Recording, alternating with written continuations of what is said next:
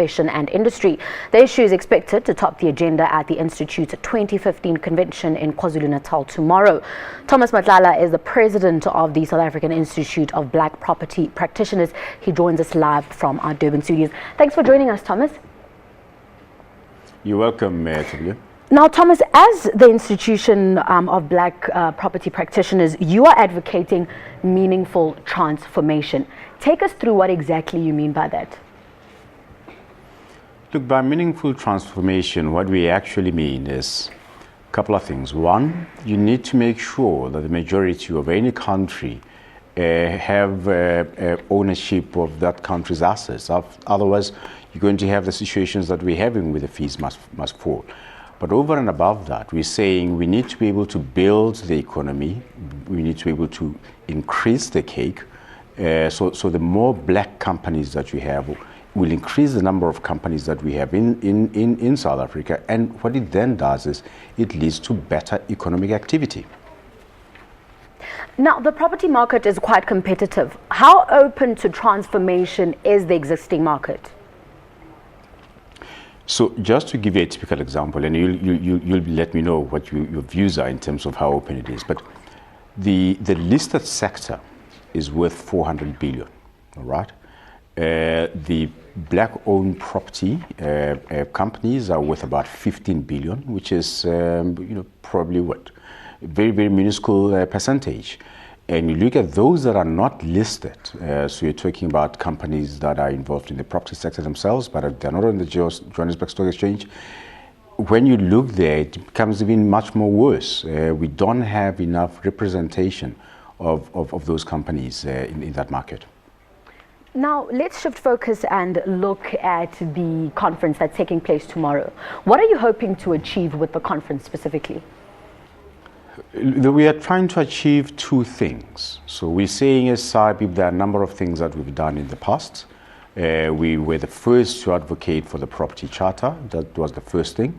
The second thing that we did was we came up with the 10-year lease strategy, which government then implemented, and that led to 15 billion rands worth of assets, at least on the stock exchange. So what we're saying is, we know we're bold as an organization, we know we're visionary, but we're also saying there are a number of things that we haven't done as South Africans that we should have done. And one of those is to invest beyond borders.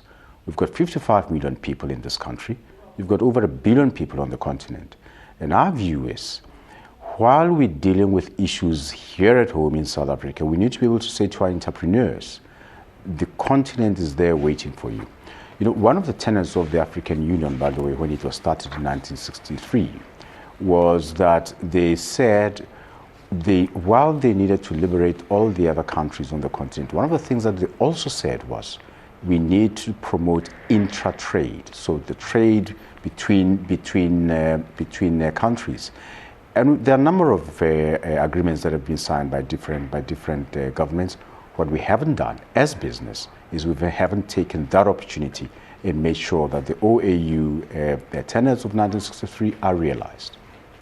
Now, speaking of intra-trade, Thomas, growth includes expanding into the rest of the continent. How do we move beyond our shores in practical terms?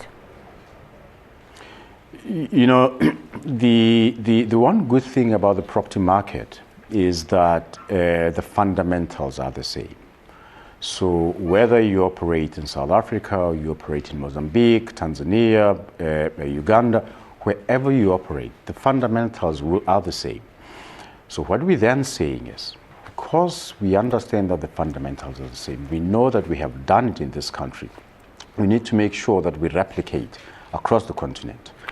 If we don't do that, 21 years down the line, we'll still have a continent that is still looking a little bit backward, like most people in European cities are saying. So we need to be able to take those opportunities. We're talking to quite a number of our friends across the continent, organizations similar to ours. Some of them will be represented tomorrow. And we're saying to them, let's ensure that this generation of business people and this generation of leaders change the continent. Let's look at skills and education. How vital is the role of education in this context? I mean, we say we need black representation to achieve transformation, but are there enough qualified practitioners? In fact, there are. I think one of the myths, Tobile, is that there are no black people qualified enough to operate in this sector. Just to give you a typical example, I mean, we've been liberated now for 21 years. Universities have been churning out property practitioners for the past 21 years. So there are a lot of them. Our members alone run literally the property market in this country. Some of them that we will be giving awards to tomorrow run multi-billion rand funds, property funds. So yes, there are skills. But your question was, how, is education important? It is extremely important. So as SAIP, what we've done is we've partnered with institutions like West University. We're funding some of the students at West University that are doing property studies, because we want to make sure that as a country we still have and retain the skills that we have going forward. Now, just finally, in terms of a way forward, in your view, what are the practical steps that government, property practitioners, and all other stakeholders can take to ensure that there's transformation in this sector? Simple things, really, that all of us have signed on in the property charter. For instance, we need to be able to say enterprise development works. We know it works. It has produced listed companies like Dipula. We need to encourage that. That's one. Two, we need to make sure that the 10-year strategy that government implemented, that in 5 years created this 15 billion, we need to make sure that we continue with that.